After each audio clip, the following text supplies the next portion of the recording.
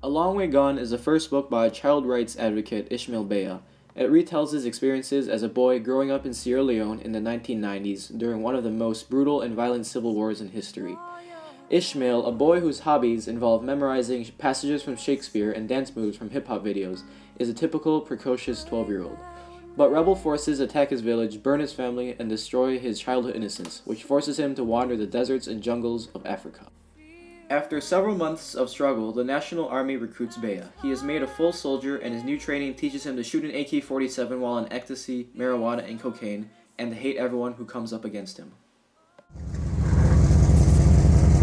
Ishmael was walking for a really long time, tired and hungry. Hey! Oh no, it's the rebels! It's the rebels! It's the rebels! Went from town to town looking for food, water, and shelter. Welcome, stranger. Want some Gary? Many were nice to him. Please. Oh no! Some weren't nice. Do you have any food? Get out of here! Get out! Get out! Get out! Get out! Get out!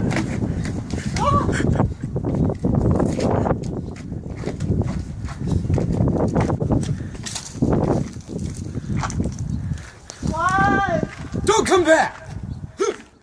After wandering for days without food and water, he finally found some people. It's so sunny. It's making me thirsty. So hungry.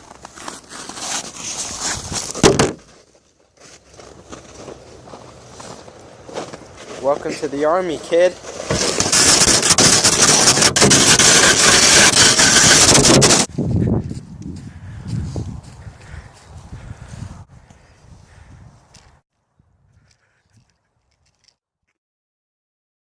Ishmael felt safe in the military compound with the army, but after months of fighting, he and along with other children were forced to join the military.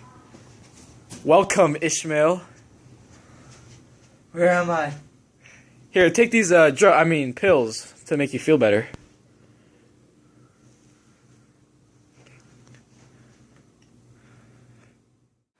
Taking these white tablets, along with marijuana and cocaine, made them cold-blooded killers, and they started to become addicted to the violence. Okay, Ishmael, now that you're a real man, you need real man weapons. Here's your sword. Here's your bayonet. Here's your razor blade. Here's your shield. Your grenade. Your shotgun. And your AK-47. I think you're well set for the real world.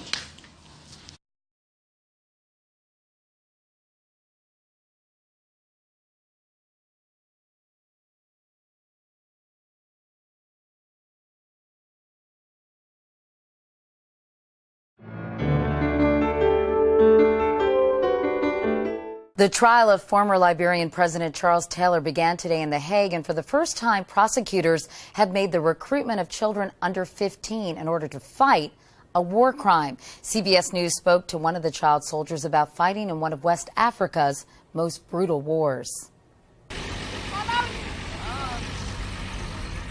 When the war started and it came to my part of the country in Sierra Leone, the south, and I started running from it, and between 12 and 13 I had seen so much, and I had lost my immediate family. Mother, father, and 2 brothers were killed, and I was with a group of other kids, and naturally we thought if we went to a military base we would be protected, but that turned out not to be the case, and we were forcefully recruited in this army. We were not given a choice. If we left, we were basically going to be killed by the rebels, who would consider us the enemy, and then joining was not to our best interest, but it was a way to stay alive in a way. But then after the initial coercion and the initial use of drugs, this became our reality. We lost ourselves completely in this war, that it became the only thing we knew, and that was our life.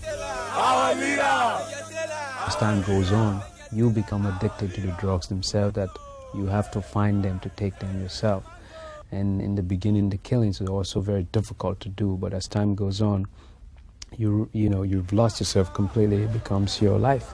You have to do it to stay alive. So you develop a very strong sense of attachment to these groups. And in these times, these are the only things that are, this is the only kind of structure that is functioning in any kind of way. So young people develop a strong attachment to them. You become loyal. You want to please them, just as you want to please your elders. With the drugs and trauma, you develop this sense of invisibility, that you're now a combatant, you're part of something, you're not running away from this war anymore. You can bring this madness to people now, they will not bring it to you. So all these kinds of stuff, you believe that they have given you this kind of power.